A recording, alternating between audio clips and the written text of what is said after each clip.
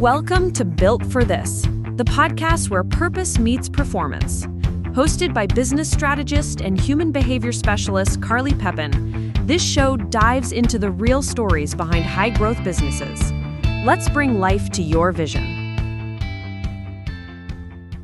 Hey guys, so welcome to the podcast today. This is going to be a really fun one. So we have Brian and Sally Krichbaum here of Gilbert Chocolates. And this one's really cool because Gilbert Chocolates has been around for quite some time, and it actually kind of had a little bit of a fall. And Brian and Sally have taken over the company and they're bringing it back to life, and they're actually expanding it back to its original glory, which is very cool. Brian, he's a seasoned leader with an engineering and management degree and was an executive with an automotive supplier. And he now utilizes all this experience and expertise to manage Gilbert Chocolates. And Sally is a published writer and has chaired various clubs and charities and organized many fundraisers and fundraiser dinners, but mostly she loves chocolate.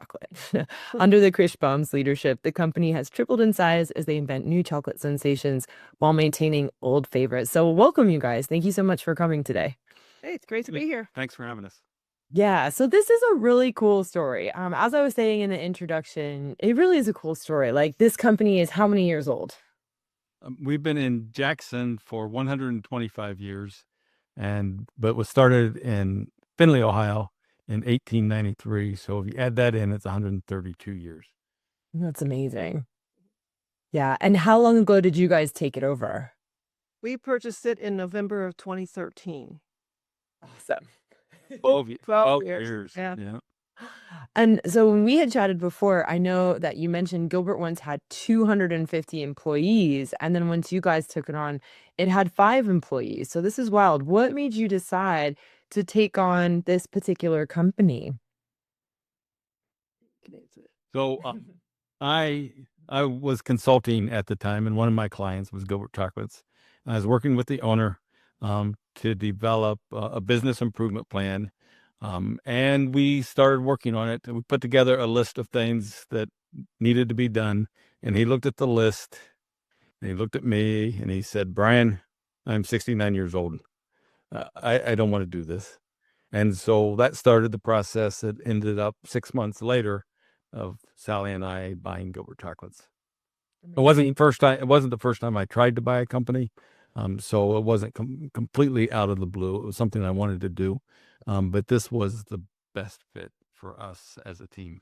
Yeah. And I'm curious too, because when you were deciding to buy the company, talking to you guys, it definitely is the best fit. I talked to you guys a little bit before. It's pretty obvious. But what were some of the parameters that you basically were looking at to make sure this was the best fit for you guys? Well, it was in our price range. That's important. Always a bonus. It's probably the most important thing, really, when you're looking to buy a company. It has to be something you can afford. And this was the right thing. And it was close by. We didn't have to move. And our kids had just left the nest. The youngest went to college. And so it was really the right time. And it just came together at the right time. Yeah. Awesome. The other thing was my not only my expertise, but my preference is to be in a manufacturing business. So we make our own chocolates. So we're doing the manufacturing too. The retail was new for us, but the manufacturing and the management, all of that stuff kind of fit in with what I was already comfortable doing. Yeah, that's really what made it more exciting for us, was that as when you own the manufacturing part of it too, you can grow it. As opposed to if you're just doing retail, it's much harder because you don't manage the product. And this was managing the product too. So and then also it was really ideal for us because the other things we had considered buying really were not things I would ever have participated in very much. But since it's chocolate, you bet I'm participating. Well, you can always make exceptions for chocolate. Yeah, that's right. That's awesome. And I'm curious as well. So, like, as you guys are taking it over, what made you choose to basically restore the legacy? Because you don't have to. You don't have to. You could have this business. You could kind of, build a couple stores to have a pretty good life. Like, why dive into actually restoring it to its original legacy? Well, I was a consultant, and I had seen many businesses, small businesses, fail because they thought we're satisfied. We're satisfied with where we are. We don't need to grow. We're just happy running the business the way it is. And that, from my experience, never works. If you're not growing, you're dying. And so it wasn't ever really an option. A matter of fact, we made a choice, maybe not the wisest decision we ever made, but actually we signed the contract to open a new store before we closed on the company. So we closed on November 1st, and November 15th, we opened a retail store in a local mall, just 15 days later. And a lot of that work was done before the closing. So it ended out and didn't work out in the end. We had to close that store, but it put us in the right mindset, that this is a growth opportunity and we have to take some measured chances in order to make it succeed. But we had to keep the name, and essentially we were buying the brand. Our tagline for the company is the sweet soul of Michigan.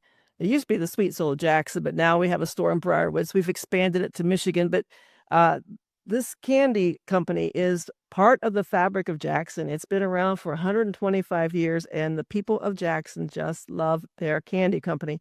And so we were buying the name, and to change it would have been a big mistake, just a really big mistake. So, in fact, when we first bought it, that first Christmas, there were people who walked into our store, and they were like, "Oh, it's not the same." And you're thinking, "What's not the same?" You get real panicky, But they love this. They love their chocolate company, and so keeping some things, like the name for one, and then the same product, the same high quality, was very important for maintaining business.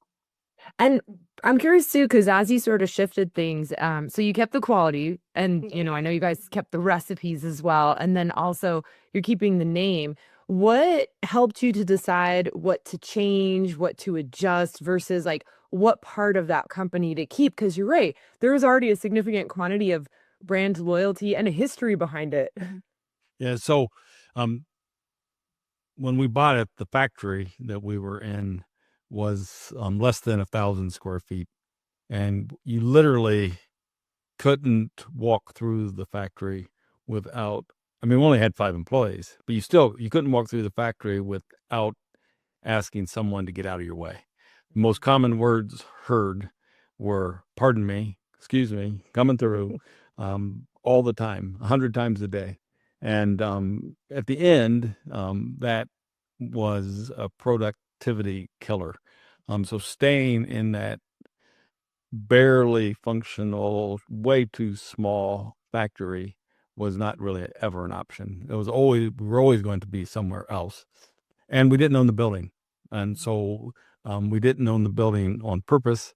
So when it came time to move, we just essentially packed up and moved, 5 miles into downtown. Awesome. And I'm curious too, because I know that when we talked before, you mentioned that the company size has tripled, but you guys haven't taken on any additional debt. So I'd love for you to share how you did that, the guiding systems, the principles that made something like that possible. A lot of people know that growth sucks cash. So that's a really cool thing to learn about even more.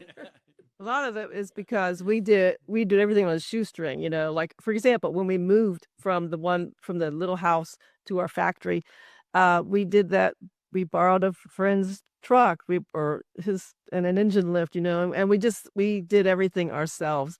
And so that is a big part of not taking on debt, is doing your own grunt work. And we were a lot younger then, and so it was a lot easier. And even today, I'm the maintenance man. Yeah, that's the other thing. We're using, Plumber. and all of it, electrician, everything. So when we have a problem, we're using 125-year-old equipment, and our newest major piece of equipment is, from 65. So what's that? That's like 60 years old. That's the newest that we have. And so they break down, and we have to fix them. And that means I have to fix them. So And the machines, for the most part, they're 125 years old. You can't always get parts.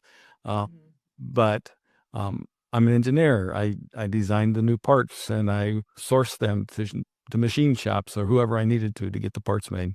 And so the equipment today is in better shape than it was 12 years ago, because when they broke down, we replaced it with better designed stuff. And so that's part of the key, being comfortable with doing your own stuff. I talked to my son one time about it, and he's like, how do you do this then? How do you do these things you don't know how to do? And I told him, and this is pretty close to the quote, Caleb, I made a lot of money doing things I've never done before. And so as long as you're comfortable with that, you're in a lot better position. Yeah, and it helps too. Like his father was an electrician by trade, and so he, we call him family. He helped get the place, wired properly. And so there was a lot of that. Our staff, believe it or not, have been around Gilbert Chocolates a lot longer than we have. And so keeping our staff was also quite valuable, teaching them, helping them learn to find the shortcuts or to find ways to do the job more efficiently. All those things have made a big difference in the bottom line without raising our costs. That's awesome. And so even the equipment that you're using, because you mentioned some of it's like over 100 years old, is that part of it just because it's still some of the best equipment? Well, I'll just give you one example. We have 4 chocolate melters. Yeah. And they're essentially big hot water heaters. There's a bath of hot water inside of them. It heats the water, melts the chocolate, and it's got I'll call it an agitator, a stirrer that stirs it. So it's a pretty simple machine. That machine, if you were to replace it with an identical at the same quality, it would be $10,000 to $20,000 if you could find one. The ones that are commercially available today will cost $5,000 to $10,000, and I will guarantee you, in 120 years, they will not be running. It's amazing, isn't it? By the way. So ours are better than the new ones, and the stuff that needed to be modernized has been modernized. Yeah. They literally used hot water heater thermostats on them, and I took those off and put thermocouples, temperature controllers. So now we can control temperatures to half a degree, which is the modern technology, but it's still the 125-year-old chocolate melter. And the other money saver is that when other companies are going out of business, we go and see what they have, and we pick up things, and so that's another way you save money. You buy someone else's shrink wrap machine they don't need anymore, and now you could use it. And for half the price. Yeah, for half the price at least. And so that's another way you save money. So yeah, that's awesome. I also imagine just walking in and seeing it's like the antiques, but you're right. It's the quality antiques that actually work better than the modern products. It's kind of amazing just to almost be involved and engrossed in that history every day. I love that stuff. Yeah, and the history is a big part of Gilbert Chocolates. We bought the name, we bought the recipes, we bought the equipment, and all of those things together are what makes Gilbert Chocolates. The turtles we make are still the same turtles that they were making here 100 years ago.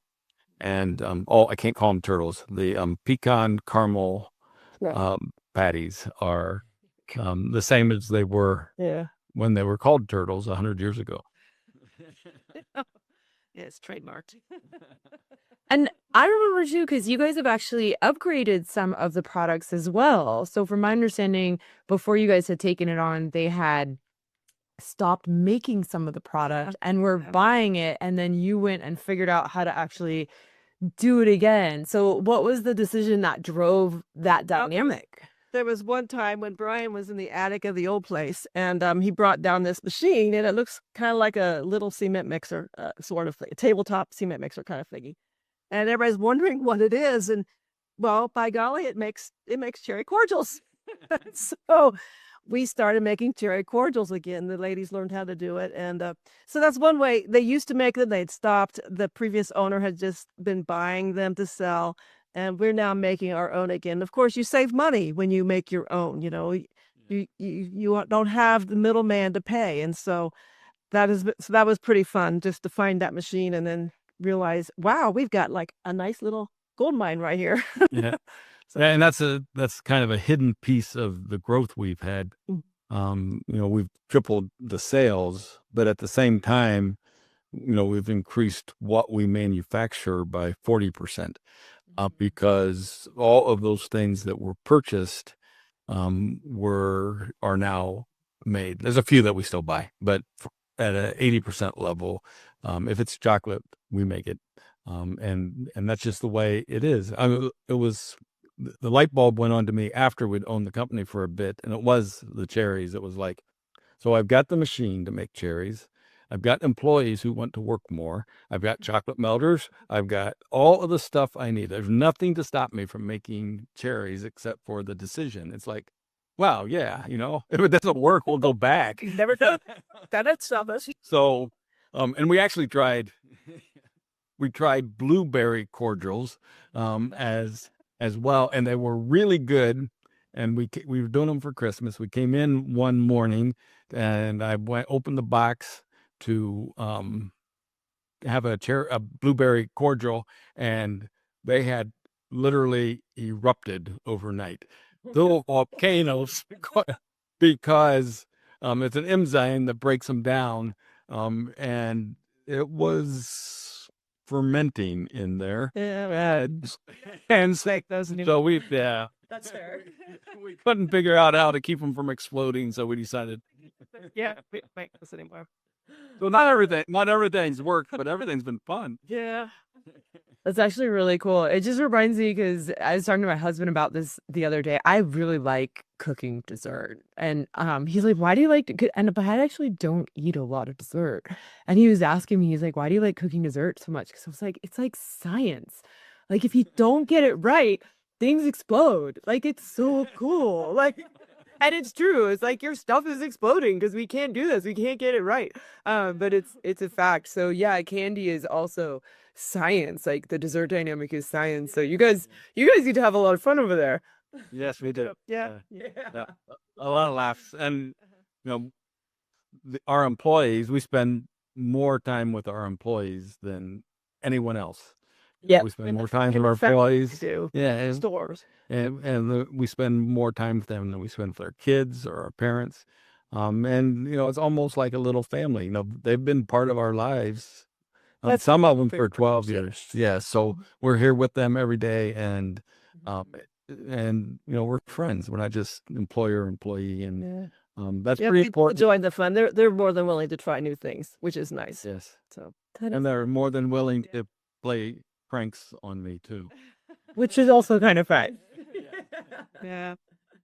Hey everyone, it's Carly. If you're really resonating with what we're talking about and want to get clear on what truly drives you, what your core values are, head on over to my website. In the tools and tips section, there is a free values assessment. And this is a quick exercise that's going to help you to uncover what actually matters most with you so you can lead and live with more clarity, fulfillment, and momentum. It is. That's amazing. And so I'm curious too, as the company's been growing and as you guys have taken it on, what kind of systems have you implemented that have really helped you to get to where you are today? So the systems we have are not complex, but they're effective. So the day we bought Gilbert Chocolates, we had one remote store at that time, and they had a fax machine, and every night before they left, they'd fax us a piece of paper on all the stuff that they ran out of. So now, and this was within a few months of taking over, it's all on computers now, and the computers at the remote locations are linked with the computers here, and so we are able to have immediate communication. We don't even have fax machines anymore. And so that's one, in the IT kind of field, very simple, using, Google spreadsheets, literally to communicate the needs. But it converts that checklist that they fill out into a run list that the ladies here print off in the morning. And that's how we, it's helpful. we schedule. Another thing is along the same lines. If anybody listening is familiar with the just-in-time or Kanban systems of manufacturing, that's what we use here. Other than at Christmas time, we really don't schedule. We produce the candies on demand. So we have inventory control. I know ratios I need between like evaporated milk and caramel and corn syrup that we need for the caramels. There's a ratio, and we just keep that ratio right so we run out of them at the same time. And all that stuff just makes running the factory much easier. Yeah, amazing. Oh, it's cool that you guys have kind of kept it in this simple dynamic, right? Yeah. And it seems like it's made a huge impact. Yes, yeah. Yeah.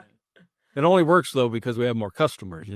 All this stuff you do, and until you get the customers to say, "Yeah, I want more chocolates," it doesn't really work. And so, at the same time, we've been doing all these things, and we've kept the quality high enough and introduced it to enough new people that Yeah, we worked hard at it. It has been something we've worked hard at. So Yeah. That's we great. do our stores and things like that, and yeah. And some of the ramifications are starting to pay off. Just today, we're just finishing up an order for a casino in Las Vegas who's going to start giving out our chocolates as favors to their VIP guests. That's awesome. That's pretty fun. And so we made custom boxes for them, and we're packing them up. Yes, the goal is when someone calls and says, "I would like something," you do your very best to do everything you can to make them choose you. And I would say Brian's particularly good at that. If they're complaining about, the boxes, I will get the boxes for you, and you just do everything you can to make them want to buy it from you. And it has helped. It has helped us. We are now the chocolate company for the premier chocolate club of the United States. We're not allowed to say who we are, but we still provide their chocolates, and that's been a big boon. And that's been something that hasn't required stores. Stores are expensive to maintain. Staffing can be tough. And so this can come directly from the factory, and that is always a big boon. Yeah. So Yeah, no, that's really true. I'm curious as well, like with even the hotel, because that's a fun one. yeah, It's a fun one because it's great marketing as well. I mean, that's right. every person that comes through is going to be like, "Oh, Gilbert Chocolates! Oh, Gilbert Chocolates!" It's right? Yeah. Yeah. Yep. With a casino that is from Michigan, and they want to have Michigan products, and so I'm glad they contacted us, and so hopefully it'll maintain. Hopefully it'll keep it up. So. Yeah. And so they reached out to you just specifically because they wanted that history, that just the origin of it, the core. And one in Michigan product. So that's very cool. Yeah, I actually really like that. So a good That's cool. website's really important to have. And so we have a really nice website. We have our webmaster does a great job, and that makes a big difference. Yeah, very cool. And tell me about the stores too, because how many locations do you guys have now? We have 3 stores. We have the factory store, and then another store in Jackson, which really is our flagship store. And then we have one in Briarwood. Briarwood started out as a mall that's about 45 minutes from here in Ann Arbor. And it started out as a kiosk at Christmas time. And we were doing it, and finding staffing over there is very tough. But at Christmas, we were having it. And then there was a famous chocolate company that decided after 2020 to just leave the United States, all the malls. And so they had a store there, and there was an opening, and because we had been doing the kiosk for 5 years and were, paid our rent and did everything right, they offered us that space. And so we have been in that space ever since. And it's really, because that was a chocolate store to begin with, people keep coming. We didn't have the same problems that we had when we tried the store in Lansing. People were already, knowing there was a chocolate company there, a chocolate store there. They didn't even notice that it was a different one, And so that was really quite a helpful thing too. So that store was profitable from the beginning. That's which is really nice. Yes, that's really been helpful.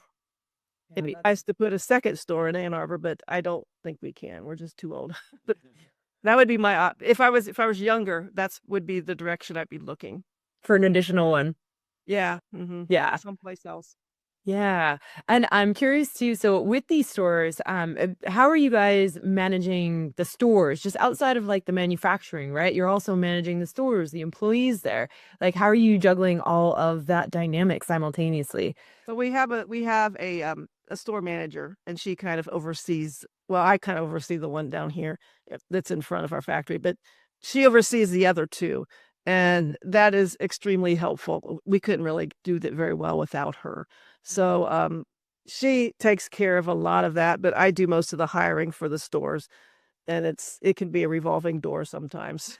It can be difficult. Yeah. So one of the things we did day one, we spent a lot of time putting together employee handbooks. So all of the stores are operating under the same operating procedures. There are checklists for cleaning, there's checklists for stocking. They're all working with the same style. We call it the needs list that they fill out. And so when our ladies come back here in the morning and come in, all of that stuff's come in from the stores. It all looks the same, and they get detailed list of what's needed to be done.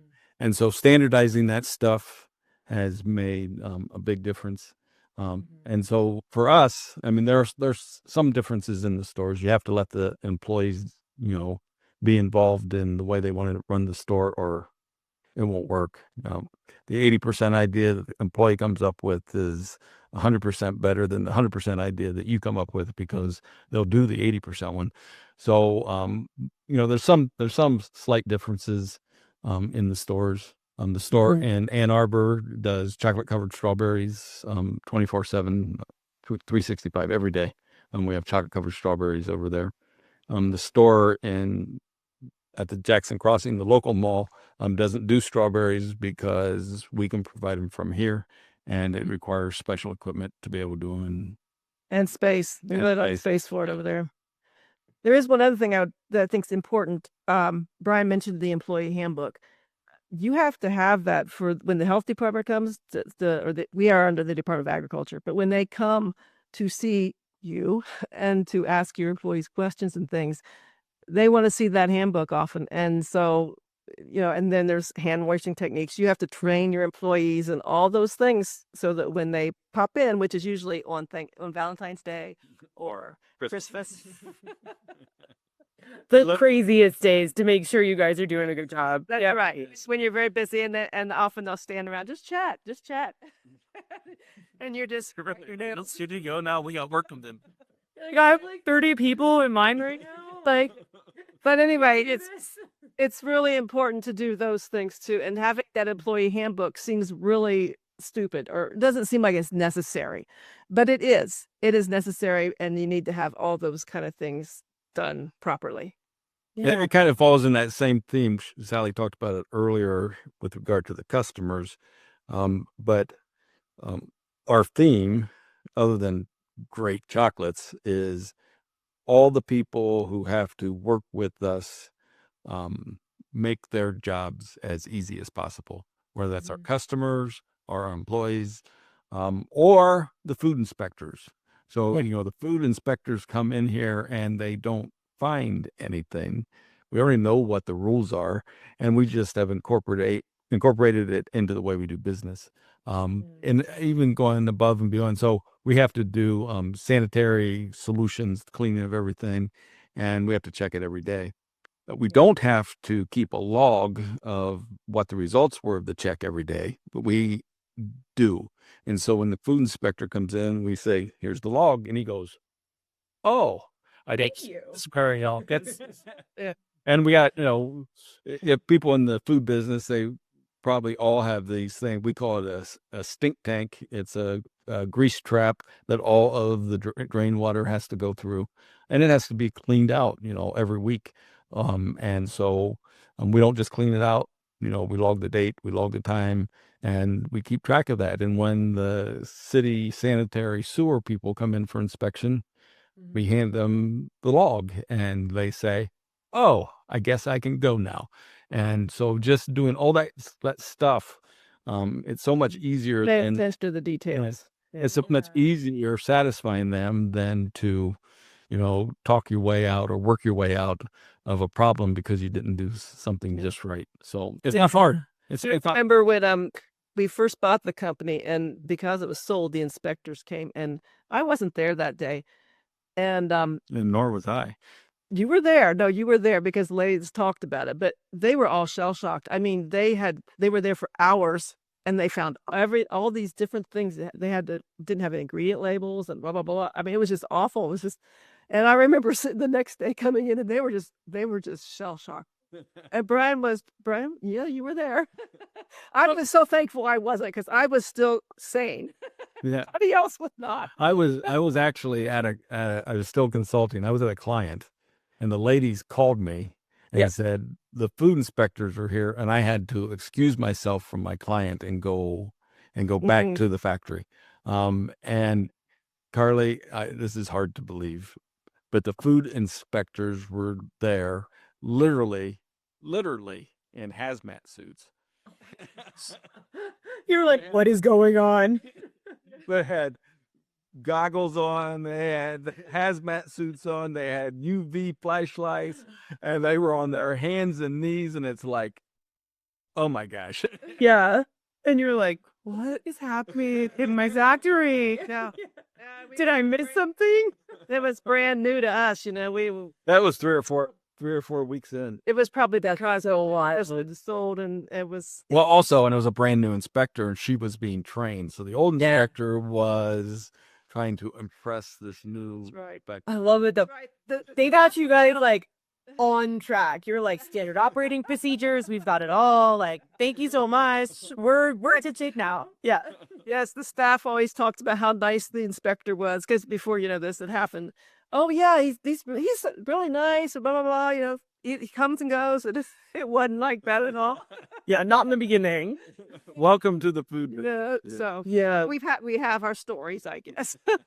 Yeah, I actually love that you guys are sharing this as well, though. Just even that dynamic where you're saying the standard operating procedures. So it sounds like you have all these standard operating procedures in place Even that are just business. they're making life easier. And it's wild because sometimes people think, well, I don't need to do this. Like maybe we do have a smaller business. It's not one of these big corporations. We're not Fortune 500.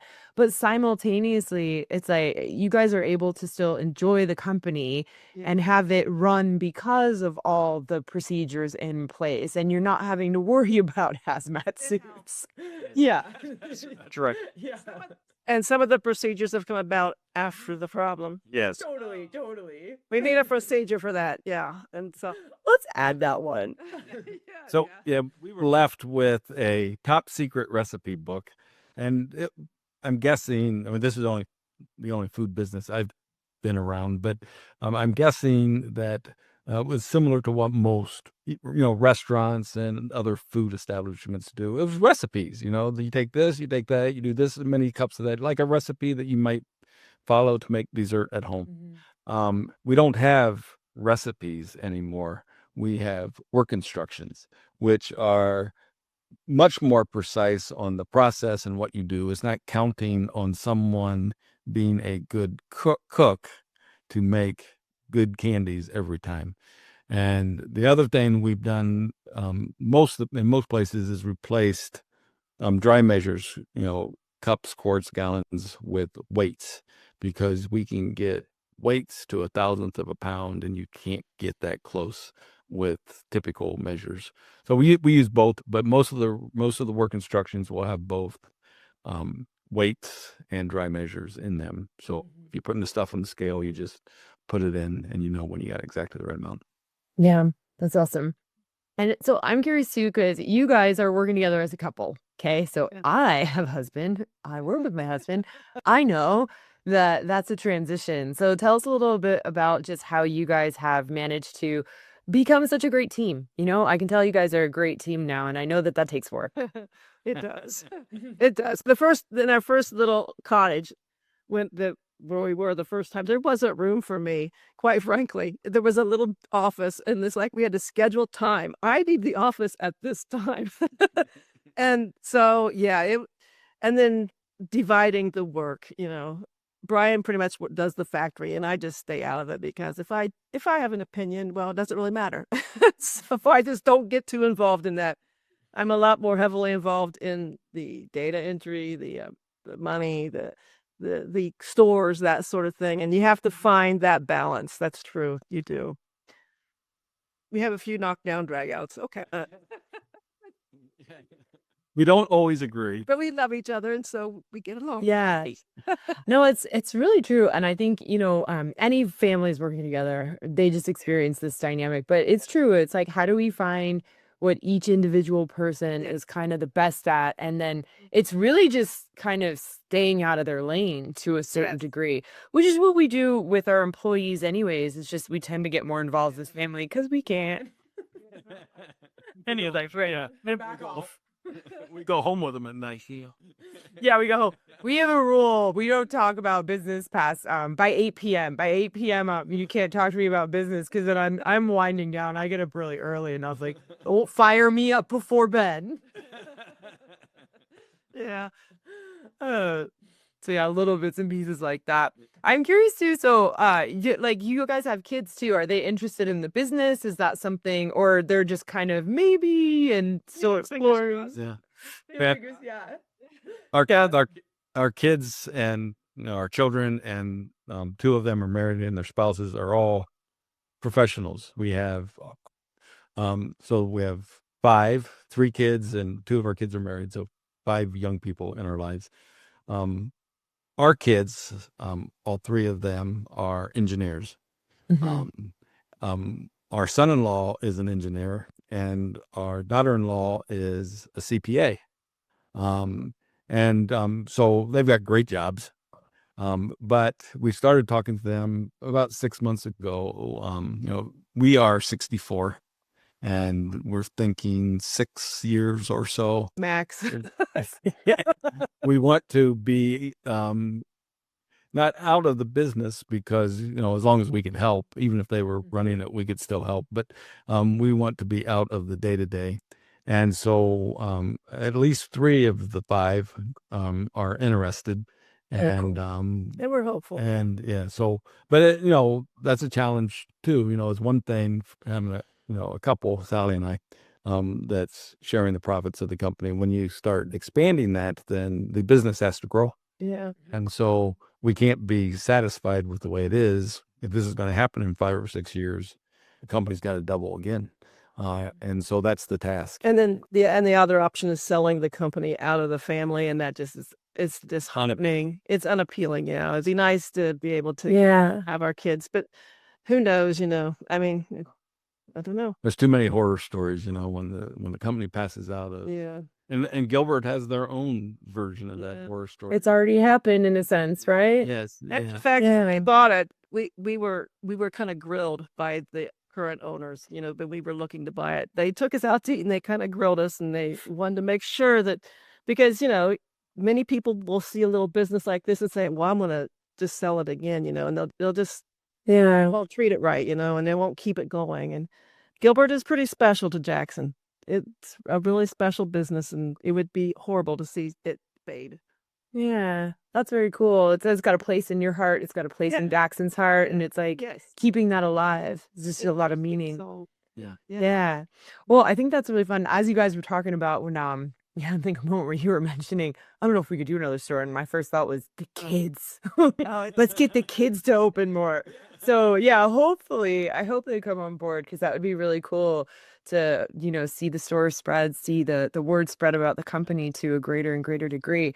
And I think that'd be amazing. And Brian, you were a business consultant before. So I'm curious, as you think about passing this along, like, what are you implementing even present day to start to make sure that the legacy is thriving? Like, what are you guys diving into? Because this is also your cup of tea in a sense. Yeah. The operations side of things here are pretty established, and we have detailed work instructions. We have very experienced employees who make it very easy. But even if they decide to retire and leave themselves, we know how to do it. It's easier to do than it was. We have PLCs, industrial computers, running some of the equipment now. And so you don't have to know as much. Everything's documented. Everything's written down. This is how you do it. And so it's fairly straightforward. productivity would probably suffer for a while, but all the stuff could still be made. And so the that portion is in pretty good shape. And the biggest thing that I have to do is make sure the equipment's running. Listen to it and watch it run and make sure that, I'm identifying what needs to be done to fix it.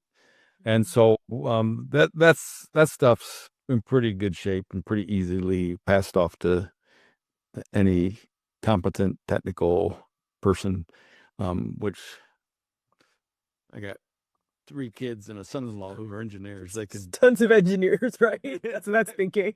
Also, you guys are good to go. They could do the and a daughter-in-law who's a CPA, works for one of the largest CPA companies in the country. So Yeah, she's got that all sorted out. yeah, so we've got the skill sets, that's for sure. Hey everyone, it's Carly. So if this conversation is really hitting home and you want to get a real snapshot of what's working and what's not in your business, head on over to my website in the tools and tips section and you can have the business performance health check. In just about 15 minutes, you're going to see where the friction is and where your next growth opportunity lies within your company. The one thing that needs to be done to take this company to the next level is marketing. And that is something that is not nearly as concrete as engineers like it to be. And so that is the biggest struggle. We've got tons of people who think you should spend, tons of money on advertising. And I'm an engineer. I want to know, if I spend this $10,000, how long is it going to take me to get it back? That's where they argue the most. Yes, and they can never answer that question. Yeah. It's really hard. I get stuck on that too because I've got like a bit of an accounting background, so I'm like, well, where's the ROI and how is the ROI and what's the ROI? And it's like, tell me, keep it. Wait, how much money do I put in for how long? And then I pay, wait, what? I'm like, is there any guarantee? It's hard, right? It is. It's impossible, and it's very expensive. And it's very expensive. They all want them, and it's just hard to justify it, even for me. And I like. Yeah. Well, it's interesting. It's one of the reasons why I started the podcast is because I was talking to all these people in all these different ways, and how do you spread the word, and how do you reach more people? And I was like, I am just not inspired by this because I'm not certain by anything anyone is saying, and they don't sound certain. And maybe I just haven't encountered a great marketer yet. Maybe I just haven't encountered that one, but they haven't even sound certain. And so I was like, well, how do I reach people? And I was like, maybe I start a podcast. I love podcasting. I love talking to people, meeting people. And it's funny because I think about even you guys getting into the hotels and kind of that dynamic of technically like that's marketing too, but just a really inspiring way to market because you're going to reach so many people. And I think, when marketers are confusing to me, they make me come up with new ideas to reach people because I'm like, I'm not certain about what you're saying yet. So maybe we should get you guys into more hotels. Part of our plan, once, we haven't made an initial shipment to this Las Vegas casino yet, but our plan is once we have, there's 26 casinos in Michigan, and we intend to inform every one of them that we are already selling to casinos. So we're so successful. Yes. So amp that up a little bit, and then and so maybe that's all you can do. I mean, I don't know what else you can do. We do have a PR person who got us on some of the Detroit, Michigan morning shows. One of them on Super Sunday a couple years ago, and that a lot of times when you're marketing, did that work? Did it work? Didn't work? We were on at 8:00 in the morning, and we were dropping candy off at the mall on the way home. We were going back to church, and because it was early on Sunday morning, and we're dropping candy off and walking through the mall, which is still closed on Sunday morning, and 2 of the people opening their stores in the mall stopped me and said, "I just saw you on TV." And our sales took a 10% jump For a while. after that, and it really never went back. It didn't stay at that level the whole time. But sometimes there's things that you just say, "Oh, well, that worked," and so that's kind of time you don't know. And then there's the opposite, of course, where you say, "Well, I ran ads this year for Valentine's Day, and this was the sales. Yeah, I didn't this year, and they were the same." Yep. And you're like, didn't even work. So maybe I won't do radio ads. That's how. It's hard to know. It's really hard. We have done we have a chocolate fountain, and that we do for different events and things. And so we've had those in the mall stores, just trying to get people to come and, try a sample that way and generate interest right there at the mall. It's inexpensive. It's our time, So you try to do things as inexpensively as possible, but then it's your time. So, yeah. And we've joined some different organizations. Like we're going to go to this owner-to-owner business meeting tomorrow night in Ann Arbor. Talk about our business a little bit. But it's part of SBAM, the Michigan Association of Businesses. So Yeah, do that too. that's very, very cool. Yeah, well, you guys are also great with the speaking as well. So I imagine this is going to be a fun way for you to continue to carry on and together simultaneously. Just is really cool. Okay. What you don't see is the little pokes under the table. His hands, my turn to talk. That's literal. We're not eating.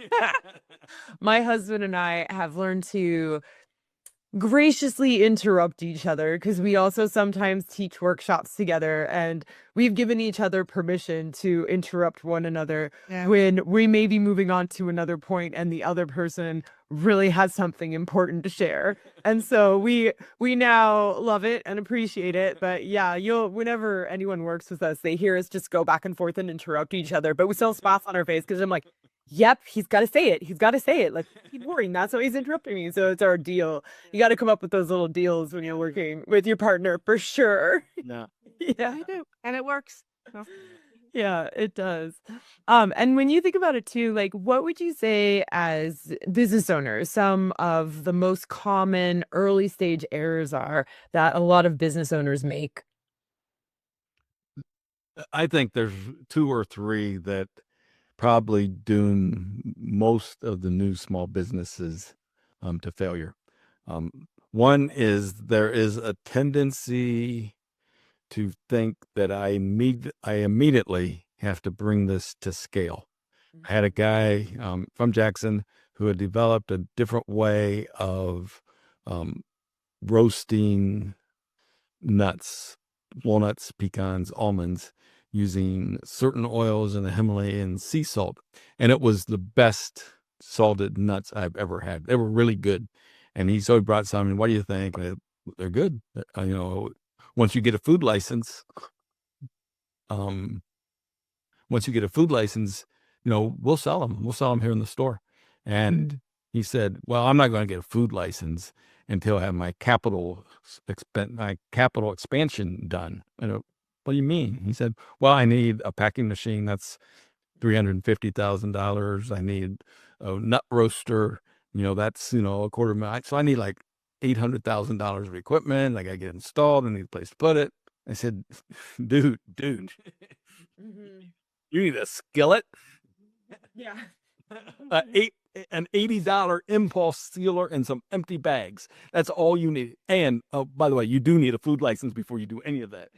Totally. You're like, that's actually top priority. But he wasn't interested. That's not what he wanted. And he failed before he got started because he didn't have, $750,000. He didn't have the competence to get venture capitalists to give that to him. And it happens all the time. I think I agree with you. You still don't need it though. Like, even if he could get it, he didn't need it, He had a great product and you're like, I will stock it, get a food license, put it in a bag, I'll put it on a shelf. And he already had a buyer, and it's like, just go for it. Yeah, and let the business pay for it. Yeah, and then he's got to sell it. He's got to sell. That's the Yeah. hardest part. Making it And- not as hard. Sometimes it's like it's funny because some of the best products. One of my friends has she still has the recipe, but nothing came of it. Is the same challenge, and I was like, just go to a store. We'll print out a sticker label. We'll slap it on. We'll call it a day. She made the most amazing body scrub like I've ever used, and I'm like obsessed with trying all this stuff. It was the most amazing. To this day, it's still my favorite.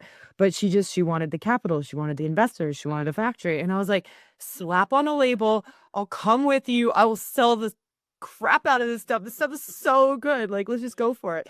But yeah, the business never came to fruition because it was all of that big in the head when it was just go to the store and make some sales and get some customers because I'm in love with it. And I guarantee you someone else will fall in love as well. I think they think that they don't have to work as hard if they've got a lot of staff or something. And it's like, it's the opposite, you start out simple. Yes, go do the country ball, the fairs and things and get your name out there. You got to start that way. I mean, and that's a lot less work actually than running a factory, believe it or not. And it's fun.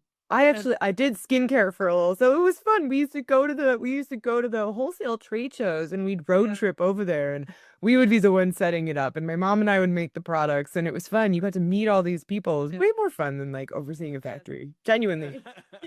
Well, I would argue with that. I love overcoming the factory. That's like your cup of tea. You're like, that's mine. No, it's a lot more work than what I think, but I think these people have in mind that they won't have to work as hard at it. And that's different hard. Yeah, it's a different hard. Yeah. The different hard. Yeah. Yeah. Very well. They're so anxious to be successful that they think there's a shortcut, and there isn't. Yeah. I mean, and if you have $1 million loan or $1 million investor, then you're not actually working for yourself. You're working for the investor or you're working for the bank. And and it just and the banker's sitting there doing nothing. Yeah. It's actually quite fascinating. I was just discussing that with someone. He's going to come on the show to sort of smash the fantasies about investments because of what you give up sometimes, And so, yeah, just giving some data and insights, because I think that is one of the most important things for people to remember is that depending on the investor, and there's all the other different dynamics that go into it, you may be giving up a lot more than that money is worth. Yeah, it might be more worth it to just take your time, slowly build a business, which isn't awful either because it gets us grounded. We put in all those standard operating procedures and we kind of just step it up to a really stable business, which again is not awful. It's if you want to sell your business, it's very sellable. If you want to pass it on, it's easy to pass on. Yeah.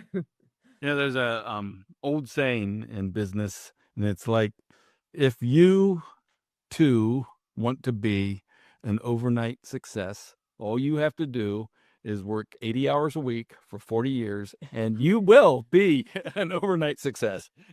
And so it's work, and some jobs, some businesses are different. Our business is very seasonal. Yeah. Thanksgiving and Valentine's Day is probably 40% of our sales. And so those are hard times. I mean, or hard work anyway. It's a lot harder when you're 64 than it was when you're 52. Yeah. I used to wish for 2 Christmases a year. Now I'd said the one. That's hysterical. It's true, Tommy. It's true. The older you get, the harder it is. So yeah, I know it is true. Yeah, it's very, very true. And ironically, like when I turned 40, they say when you turn 40 and 60, you feel the biggest change in your physiology. And it was fascinating because I was like, I felt it. And everything shifted to, I was able to pull these all-nighters before. And I can't do that anymore. It's done. It's over. And so all these things, it's over. We're not doing that anymore. I used to be up until 2, 3, 4 in the morning working. And I was like, we're done. I go to bed. I'm asleep by like 9, 10 o'clock. I'll wake up at 6. I got a schedule. But it really is physically like everything changes. So yeah, if you're young and you're working, keep working hard. And when you get older, it's like start to learn how to delegate and manage your schedule differently. And becomes more about organization and structure and processes so that you can actually run a business. Yeah. No, it's very, very cool. And so is there anything else that you guys would love to share before we close off? So, when you're in business, no matter what it is, you have to be committed to doing the best you can. Gilbert Chocolates has an amazing product. We've had it for a long time, but that doesn't really mean that we can't get better. And it doesn't mean that we can rest on what we did in the past. You know, if you give a stale piece of candy to a customer, they're probably gone forever. So it's very important to put that quality at the highest level. Even saying that, that is our philosophy here, but you won't satisfy everyone. There's always going to be someone who chooses to be unhappy. But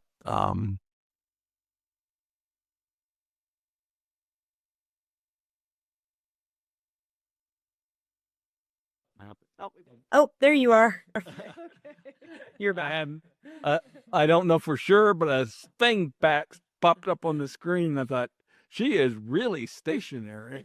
She's doing so well. Well, we had you for the whole time, and the second we lost you was just at the end when you were talking about how you could lose the customer, just the one stale chocolate, losing the customer, so you continued on the quality. Yeah, the quality and stuff. Yeah. So we're a consumer facing business. We did it again. Oh yeah. Our internet's partying hard, guys. Yeah. Yeah. Yeah. Well, I think the thing that you're sharing, which I totally agree with, is yes, not just even a consumer facing company, but companies in general, is like, no matter how excellent your product or service is how can we do better? How can we excel? How can we improve that? Because at the end of the day, it's not just about us, and I love that, what you guys have created. It isn't just about you, it's about the legacy, it's about the people, it's about your community, it's about all these things put together, your family even. Yeah. And so, yeah, it's outside of chocolate being awesome, we all love chocolate. Like, you guys have done something really cool with a cool company. It's something that's already cool. Yeah. Yeah. I would say that if you had last words, I would say to a person going into business, don't spend all of your money at once. Yeah. Say you need to have a reserve. We really do need to have a reserve and then I think that when we put that first store in, it was really a mistake. We shouldn't have done that, but we learned from it, and it was valuable in that regard. We worked really hard, and then that store still had to close. But don't spend all your money at first. Save some. Yeah. So you got time for emergencies, because everything went wrong that first winter. There was an ice storm that came through in Lansing, and the power was out everywhere for a whole week. We lost power in that little factory, and it was just one thing after another. So Yeah. it was a tough winter. Yeah, no, it's true. It definitely happens. Not only the scaling takes and sucks cash flow, but sometimes these circumstances that we don't even predict. Yes, We can't that's predict. right. And then all of a sudden that hits you, and it's like, okay, well, if you didn't have any reserve put aside, not just you, but the company is in trouble as Yeah, well. right. That's right. It's really important. So yeah, I highly suggest all companies and individuals constantly have their reserves. That's right. And then your company can survive and thrive through whatever kind of storm hits. Yeah. So it's wise advice. The first couple of years were kind of sketchy for us, so we had to be very, very careful. And but we've done better ever since. So Yeah. Awesome. Well, thank you guys again for coming. And just to share again, it's Gilbert Chocolates, but share the website so people know where to go. And we'll also put it in the show notes. So it'd be Gilbert Chocolates is Gilbert, Gilbert, Chocolates, CHOCOLATES.com. And we have a lovely website, and you can order. And it's 517-764-3141. If you want to call and place an order, if you don't see something on the webpage, you can call us, and we probably have it. So you can call that way too. Yeah. Awesome. Thank you guys again. I really appreciate this. This was great. All right. All right. Thanks for having us. It was great fun. Yes, it was. Same. All All right. right. Bye. Bye.